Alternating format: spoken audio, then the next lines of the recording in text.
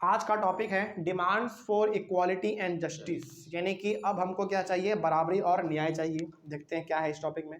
लिखा हुआ people from the non Brahmin cast. Non Brahmin cast का मतलब ये होगा कि जो कि ब्राह्मण कास्ट से नहीं है ना।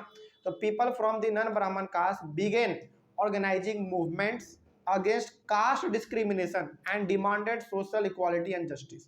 देखो उस समय पे ना जो हमारे ब्राह्मण लोग थे वो अपर कास्ट माने जाते थे और वही लोग सब पे रूल करते थे। वो जो एक बार कह देते थे वही पत्थर का लकीर माना जाता था। तो अब यहाँ पे समस्या किसको होता था? समस्या होता था लोअर कास्ट वाले लोगों को।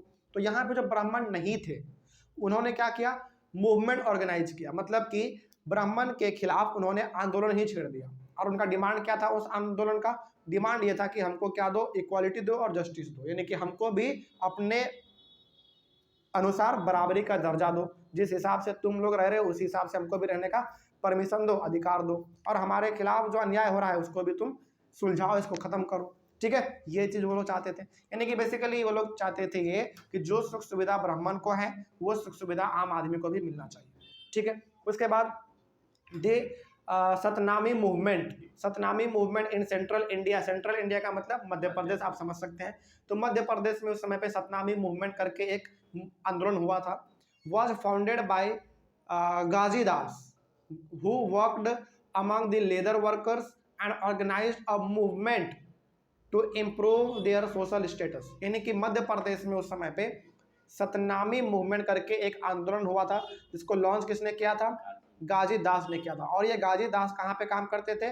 लेदर वर्कर्स के बीच में काम करते थे, यानी कि ये भी चमड़े का काम करते थे। और चमड़े का काम कर रहे हैं इसका मतलब ये होगा कि ये बहुत ही लोअर कास्ट से बिलोंग करते थे। ठीक है, तो इन्होंने ब्राह्मण के खिलाफ एक आंदोलन छेड़ दिया था। क्यों? To improve their social status, ताकि इनका भी समाज में दबदबा बढ़े, इनको भी हर एक राइट अधिकार मिले। ठीक है, इन बंगाल, अब बंगाल का बात कर लेते हैं। अभी हम लोगों ने मध्य प्रदेश का बात किया, सेंट्रल इंडिया मतलब मध्य प्रदेश। बंगाल के बारे में यहाँ पे लिखा हुआ है, in Bengal Haridas question Brahmanical text that supported the caste system.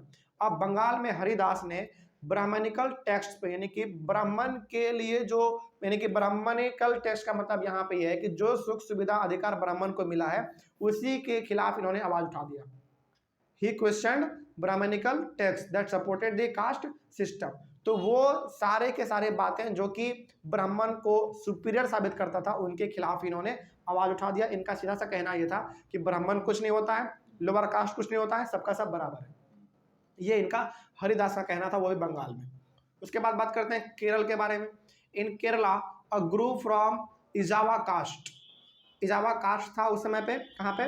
Kerala में। श्री नारायण गुरु, समझेगा ध्यान से। इन केरल अ गुरु फ्रॉम इजावा कास्ट, यानी कि हर एक कास्ट का अपना अपना गुरु होता है, अपना अपना उसका एक आइडियल पर्सन होता है, गुरु होता है। तो इजावा कास्ट का जो गुरु था उसका नाम था श्री नारायण गुरु। तो इन्होंने क्या किया भाई? Proclaim the ideals of unity for his people. इन्होंने कहा कि हम लोग ना सब आपस में एक हैं, कोई इसमें भेदभाव नहीं है, तो हम लोगों को मिलजुल के रहना चाहिए। इन्होंने यूनिटी का बात किया, यानी कि एकता का बात किया इन्होंने।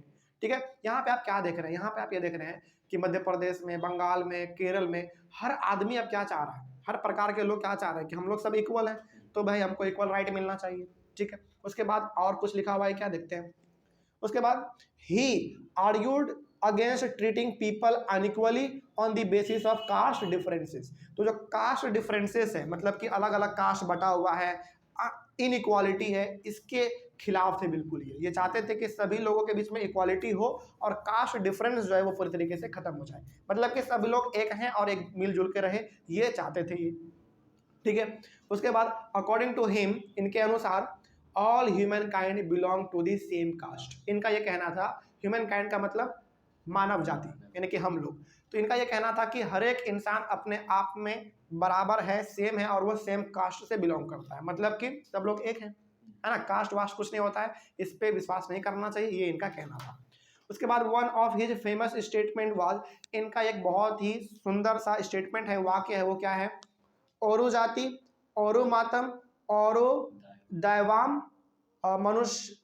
मनुष्यानम, ऐसा कुछ है यहाँ पे। इसका मतलब है one cast, one religion, one God for human kind. तो इनका मानना यह था कि देखो भाई, एक कास्ट सबका है, एक रिलीजन सबका है, और एक ही भगवान है सबका। यानी कि ये विश्वास करते थे कि हर एक लोग आपस में इक्वल है, कोई भी इसमें भेदभाव जाति वाति के नाम पे नहीं होना चाहिए। तो ये बहुत अच्छे इंसान थे, इनका सोच अच्छा था। चलिए ये टॉपिक खत्म। अगले वाले क्लास में डिस्कस करेंगे गुलामगिरी के बारे में और देखेंगे कि आखिर गुलामगिरी क्या है। ठीक है ना, चलिए मिलते हैं अगले वाले क्लास में। Thank you very much and have a nice day.